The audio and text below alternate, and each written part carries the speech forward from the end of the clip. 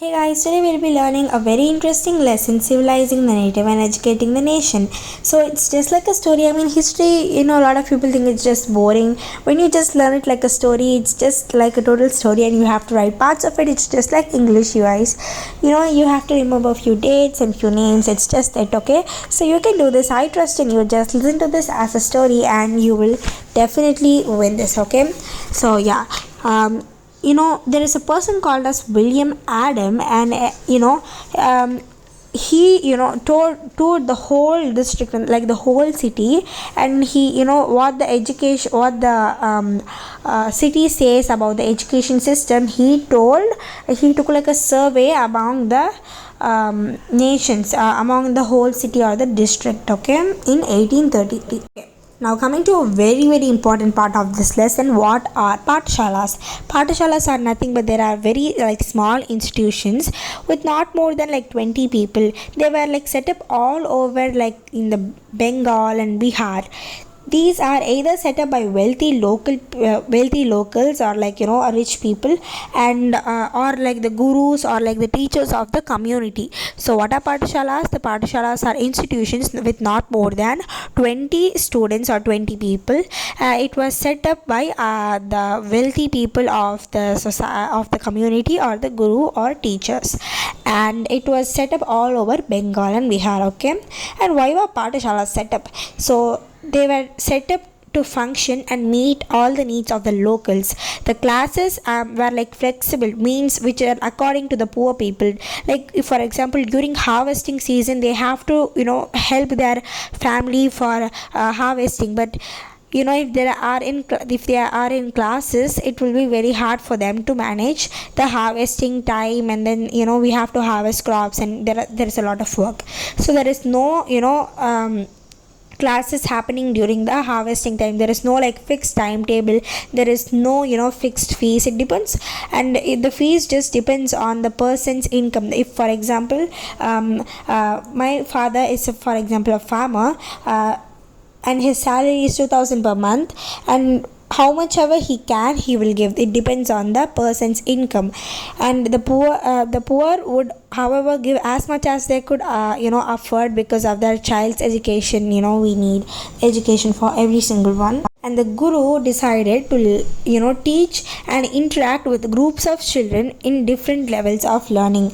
They can even teach like under a tree or in the shop. And more than that, there is literally no printed books like we do, which is there would be no interest. They just teach normal things that are useful. Yeah, so there will be no annual exams, there will be no timetable. They just take the classes, and there is like no comfort. There is no chairs, there is no benches. They have to sit down. And pathshalas mostly happen under a tree in a village, or like in a shop. That person may be a shopkeeper, so he just takes lessons in the shops. And it can be in temples or gurudwars or in mosques.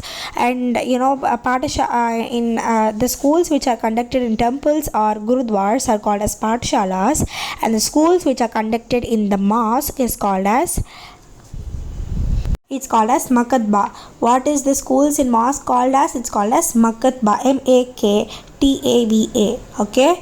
And none of the schools even teach like English. They teach in their own language. For example, in the temples, Pathshala schools, they teach Hindi and Sanskrit. And in gurudwars, they teach like Punjab and Gurmukhi.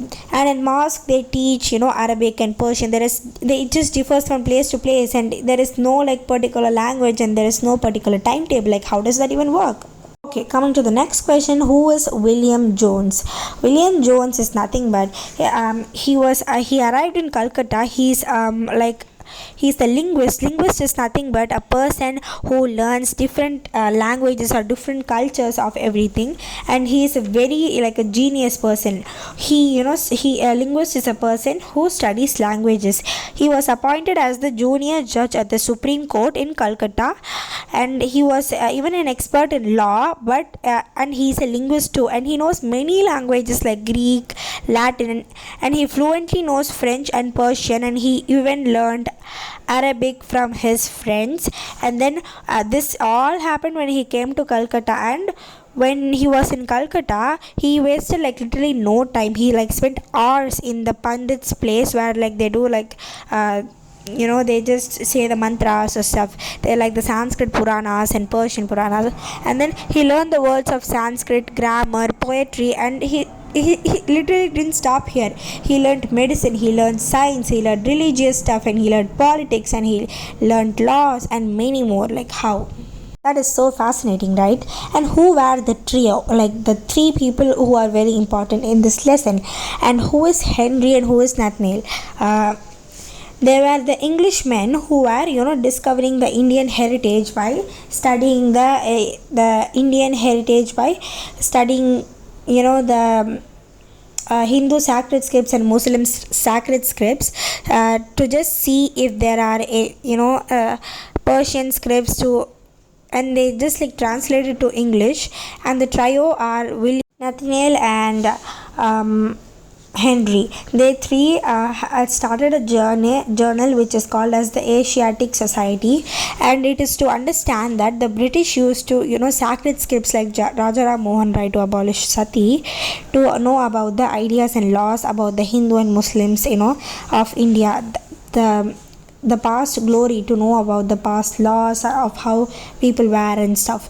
And they were all there in the Hindu and Muslim sacred scripts, and they thought that these would like reveal the ideas and laws of the Hindus and Muslims. And the British thought that in that process they can become the masters or guardians of the Indian culture. And when the trio were working on these like the sacred scripts and stuff, the idea of being like the master of a culture, which is India, they just everybody wanted to be master of our culture. This spreaded very fastly, and it influenced many companies to promote the Indian learning culture. Due to this, people thought to learn the Arabic law, the Persian law, the Sanskrit law, the Islamic law. They all wanted to know more about everything. And then later a Hindu college was set up to encourage people to learn about like the Sanskrit text and stuff. And these schools were very vernacular language, which is like a very common language, which is for example in Chennai here, they talk Tamil, and sometimes they even talk Telugu, sometimes they talk Hindi. It's just like the language that they talk here. And in London and America, they normally talk English, right? So it's just the language which they talk, or the religion of the language which they talk. It is called as a vernacular language. Who is an Orientalist? Like what do you mean by an Orientalist? Orientalist, Orientalist. It's like some person from the West who studies who studies language, culture, or like history of customs of the country in the Eastern India. So he or she is a person who studies culture or languages or history of the other countries of the Eastern India. And then this William Hastings set up madrasa is nothing but like an institution in Calcutta or Kolkata. He set up an institution called as the madrasa in Calcutta or Kolkata. So we all learnt about this, right? So there are 3 parts for this lesson. So let's see the first part summary, and we can end this video and we'll see in the part 2.